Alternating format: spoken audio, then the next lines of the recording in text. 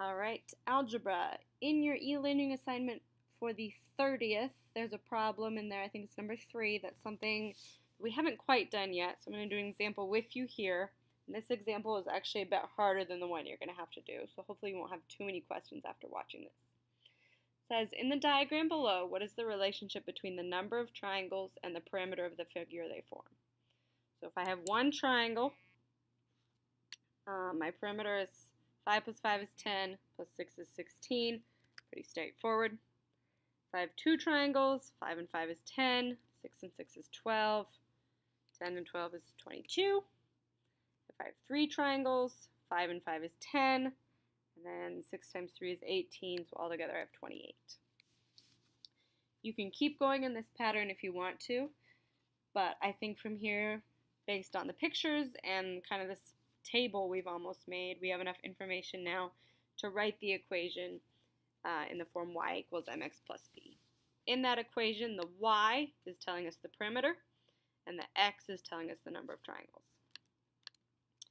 So I need to fill in a slope, or a rate of change, and a y-intercept in my equation. I think the rate of change is probably the easier thing to find. From when we go from one triangle to two triangles, we're going from 6 to 22. That's going up 6. 2 to 3, again, we are going up 6. You can also see that in the pictures pretty clearly. Every time we add a triangle, the only new thing that's being added is a length of 6.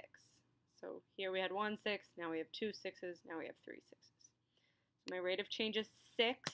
That is how much I'm adding every time I add another triangle. The y-intercept, or the initial value then, is a little bit harder to figure out. We could figure it out from the table. If we were adding 6 going up this way, to go down the other way, we would have to subtract 6. So we could do 16 minus 6 is 10. You could also see it from the picture. The y-intercept, or the initial value, is what every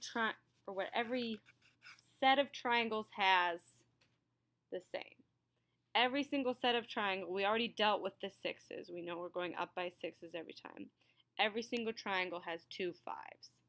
So every single triangle always has a 10. So that also confirms my initial value is 10.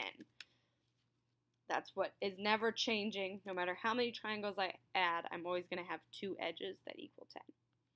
I'm going to just check my equation and make sure it works with the 1, 2, and 3 triangles I have. I'm going to do y equals 6. Instead of x, I'm going to put in a 1 for one triangle, plus 10. 6 times 1 is 6, plus 10 is 16, which is what I wanted to get. To check for two triangles, I'm going to do y equals 6. Instead of x, I'm going to put in 2 plus 10. That gets me 12 plus 10, 22, which is again exactly what I wanted. Feeling pretty confident right now, but for the sake of being thorough, I'm going to check 3 as well. 6 times 3 is 18, plus 10 is 28, which is what I wanted. That is all the question is asking of you, but now that we have this equation, you would not have to continue the pattern, and you could easily tell me the perimeter of a shape that has 19 triangles. You just do y equals 6 times 19 plus 10. There is no way I know what 6 times 19 is. 114. 114 plus 10 is 124. Again, that's a little extra thing. I'm not going to make you do that in your quiz. Hope you're staying warm. Remember to email me if you have any questions, and I will hopefully see you tomorrow.